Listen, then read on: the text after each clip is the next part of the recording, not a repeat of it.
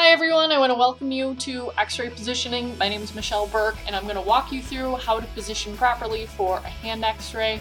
I hope you enjoyed this tutorial. We're going to start off the procedure. You can see the tech here has introduced herself to the patient. She's then going to ask for the patient to verify themselves. This would consist of asking the patient's last name and also to them to give their date of birth. This is just verifying who we have is correct and we can proceed with our exam.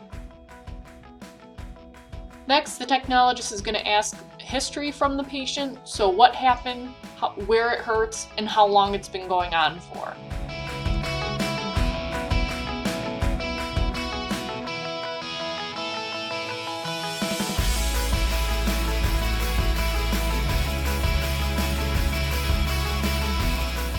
The tech is now ready to take her first position or first image. So she's lining up her equipment. She just checked to see if she's at 40 inches, and now she's going ahead and kind of bringing in her light and collimating. She also placed what's called an X-ray marker next to the patient's hand. This indicates it is the person's right hand. They're little lead markers that show up that can be shown to the doctor which body part this would be, left or right. The tech's now ready to come back and take an exposure, so she's going to check her machine and make sure everything is set correctly. She is then also going to watch her patient in case he moves. At this point, she could go ahead and take the exposure.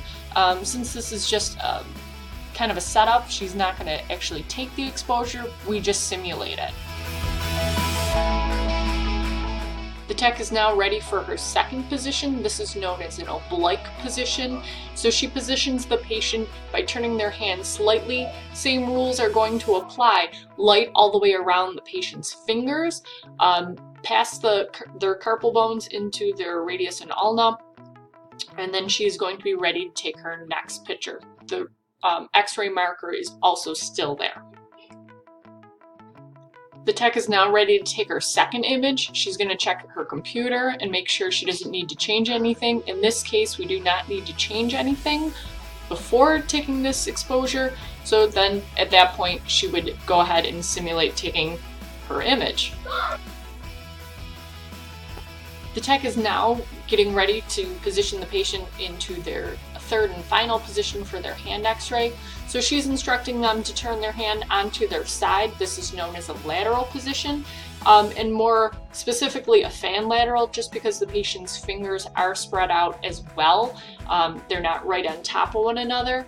Same rules are going to apply. Light all the way around the patient's hand and into the lower forearm.